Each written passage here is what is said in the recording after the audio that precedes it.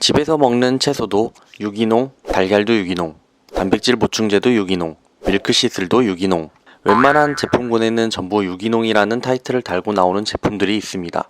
유기농은 동스펙 일반 제품에 비해 가격도 약 1.5배에서 2배, 많게는 3배까지도 비쌉니다. 그렇다면 유기농이면 무조건 좋은 걸까요? 과연 유기농은 뭐길래 그럴까요? 오늘은 이것에 대해서 다뤄봅시다.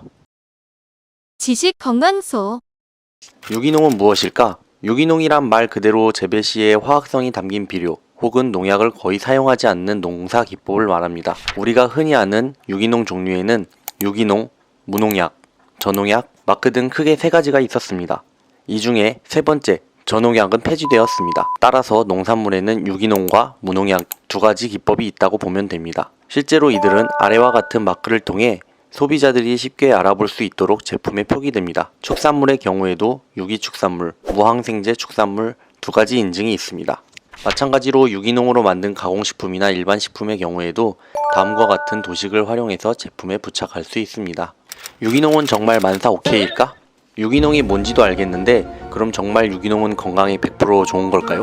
결론부터 말씀드리면 그렇지 않습니다. 유기농은 하나의 농업 방식입니다.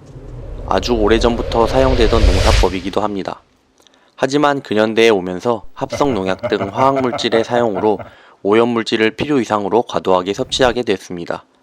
이러한 농사법에 대해 일종의 회귀로서 유기농이 대안적인 아이템으로 다시 떠올랐습니다. 그 말은 무엇일까요? 사실상 맛이나 영양에서는 훨씬 우월하지는 않다는 겁니다. 국외의 많은 메타 연구들에서 이러한 사실의 근거를 찾을 수 있습니다. 하지만 유기농을 옹호해야 할 이유는 많습니다. 실제로 유럽이나 미국 등 오가닉 푸드에 대한 열풍과 문화는 음식의 맛이나 영양을 위한 것이 아니라고 합니다. 환경 생태계 보존과 지구의 안정을 위해서 구매한다고 하니 철학적인 의미가 있습니다. 그런 의미에서는 유기농을 이렇게 이해하는 것이 좋겠습니다.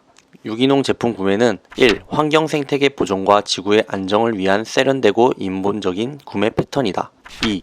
쓸데없는 오염물질의 복용을 멀리하는 행위이다. 예를 들어 몸에 좋다고 먹는 단백질 보충제인데 화학물질로 가득 차 있다면 굳이 단백질을 섭취하기 위해서 화학물질을 먹어야 하는 걸까요? 굳이 그럴 필요는 없습니다. 때문에 외국에서는 유기농 단백질 파우더를 구매하고 섭취하는 경향이 많습니다. 또 유기농이라면 무조건 깨끗한 것은 아닙니다. 이것은 아주 자연스럽게 이해할 수 있는 맥락인데요. 농약 대신 분뇨를 사용하기 때문에 해충의 위험도 비교적 있을 수 있습니다. 또 유기농인과는 별개로 농축산물의 유통 과정에서 제대로 관리를 못하면 쥐나 벌레 같은 외부 요인에 의해서 상할 수 때문에 유기농 과일 혹은 유기농 채소라고 해서 씻지도 않고 그냥 툭 따다가 잡아먹으면 큰일입니다. 아무튼 유기농이라고 해서 모두 좋다고 볼 수는 없습니다. 말씀드린 이유들을 잘 참고해서 구매하시면 좋겠고 특히 다른 차별점이나 이유 없이 오로지 유기농이라는 포인트만 내세워서 폭리를 취하는 제품들은 되도록 사지 않는 게 좋습니다. 반대로 가성비랍시고 화학물질을 잔뜩 집어넣고서는 싸게 파는 식품이나 물건들의 구매도 당연히 지양해야겠죠.